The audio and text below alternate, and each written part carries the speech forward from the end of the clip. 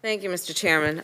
There's so much that has taken place over the last week and during the course of this hearing that, frankly, stirs in me, as in my colleague, Senator Booker and others, great emotion. I join issue with the statements of Senator Booker. I am deeply concerned and troubled about the words that I believe that Dick Durbin has shared with us that came from the President of the United States.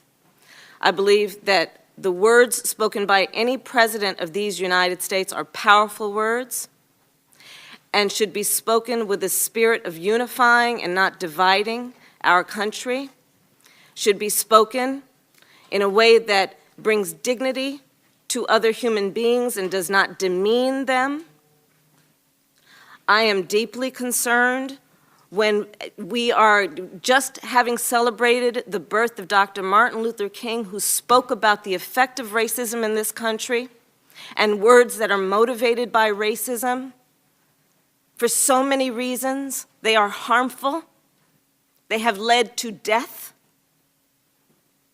At their mildest form, which is not mild, it suggests to one group of people that they are inferior, and to another that they are superior to their fellow man.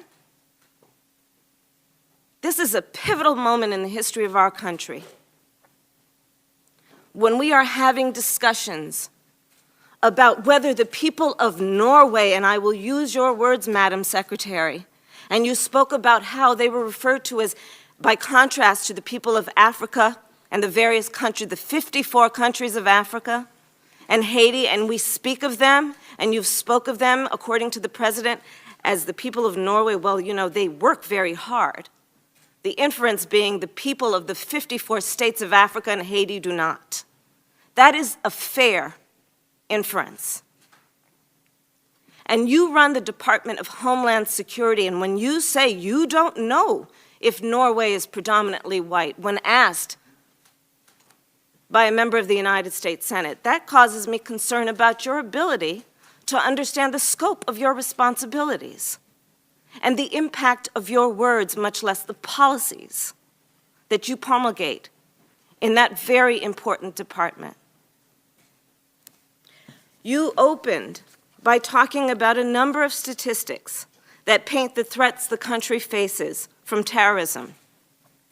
In particular, you spoke of those who commit acts of terror who were not born in this country. The study you mention, however, leaves out some of the most rampant terror attacks that we've seen lately, which are domestic acts of terror. As has been mentioned, there is a report from the FBI and DHS which outlines white supremacist extremists, and I quote, the report says, will likely continue to pose a threat of lethal violence over the course of the next year. The report states that white supremacist extremists are responsible for 49 homicides and 26 attacks from the year 2000 to 2016, more than any other domestic extremist movement, I'm quoting. It is deeply troubling that in your opening comments, when you talk about the threats to our nation, our homeland, to national security, that you failed to mention a report that outlined a very specific threat to us as the American people. Deeply troubled. You must understand the inference, the reasonable inference that the American public is drawing from the words you speak, much less the words of the President of the United States. Now, I'd like to move on and talk about your management of your agency. You and I spoke several times during your confirmation process, both at a personal meeting on November 2nd and in your November 8th confirmation hearing before the Homeland Security Committee. In your confirmation hearing on November 8th, you stated you would issue guidance to your agents stating that DACA recipients and dreamers are not enforcement priorities. Have you done that?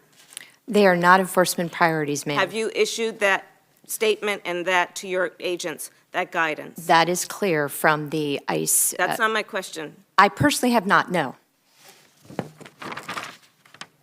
You also committed that you would make clear to DHS employees that DACA recipients' information would not be shared for enforcement purposes. Have you done that? I have verified that. It is not proactively shared. If it's a national security threat, that's a different matter, but DACA information is not proactively provided. I have verified that. That's not my question. Not have you verified it. That's clear to me. It's in policy. It's in existing written documentation. My question, I will repeat, is based on a commitment you made to me in another United States Senate hearing. And I'm saying that written is already exists. So I didn't need to redo it. It already exists. That is not the point. Have you made that clear? Yes, I have. Hundreds of thousands of employees in your department. Yes, I have had multiple meetings where we have discussed this, and I have clarified again and again. Yes, ma'am. Have you issued some kind of directive, written directive, to the hundreds of thousands of employees of your agency? It already exists. So you've not done that? That's the short. Why would I do it again? It already exists. Okay, let's talk about why you would do it again. Let's talk about the data that shows that there has been an increase of, I think, threefold of the number of people who are non-criminals by ICE's own definition who have been detained in your department. Can you give me that number, please? How do you reconcile your point, which is that it's clear to the agents in your department, when the data supplied by your own agency does not reflect that? The data that I have has 92% last year being criminals and those with final orders of removal. And so where we have information that there has been an increase of the number of people, nearly 3 times the number of individuals with no criminal history as compared to the same period last year, are you saying that's incorrect? I'm saying I don't have the data that you're looking at. Is it final orders of removal, or is there another national security threat?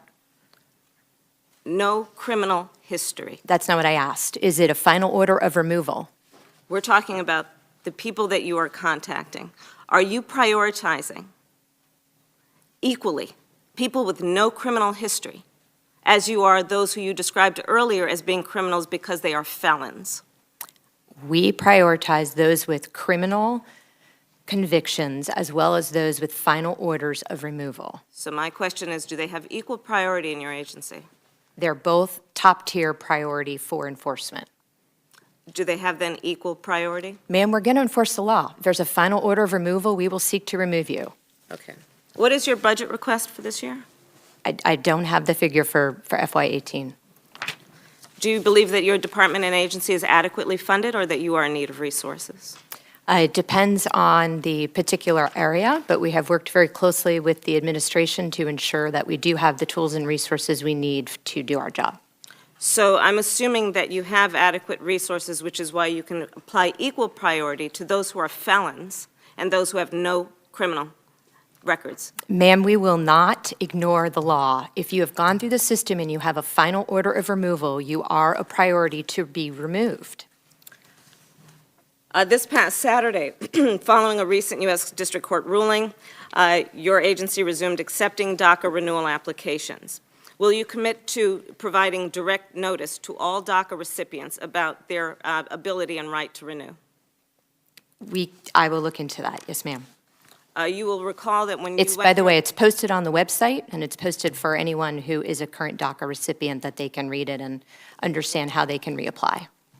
It is also posted on your website, is it my understanding, that we are no longer accepting initial or renewal requests for deferred action for childhood arrivals. Are you aware that that's on your website right now? No, I'm not. I would suggest that you get to that right away. We will clarify.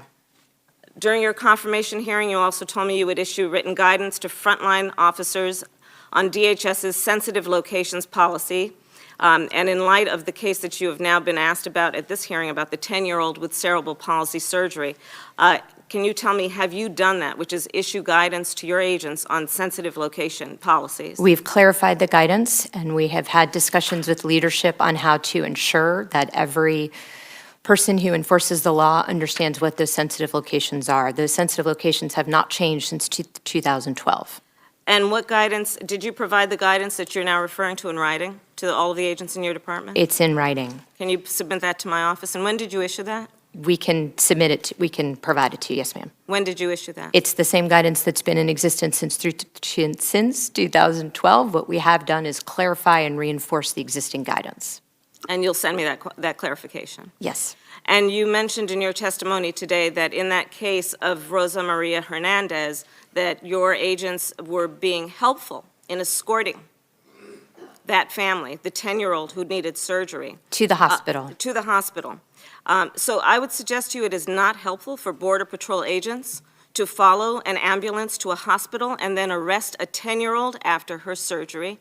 And I would ask you to review the efficacy of the conduct of your agents and your perspective on what happened that day. I'm happy to provide you the actual facts of what happened. I'd also just like to say, if I could, Chairman, if you don't mind, Yes. it's not a fair inference at all to say that my comments about Norway were in contrast to any other country.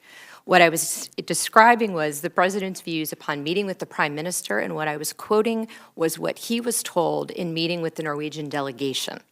That's what he was repeating. That were words that they said that he repeated that then I repeated. It was not meant to be in contrast. With respect to white supremacy, we take that very seriously. As I said, that we have expanded our prevention efforts of terrorism in the Department of Homeland Security to ensure that we, in fact, are going after violence of any kind. Any kind is not appropriate, and I will not allow it to occur if it's within our authority to stop.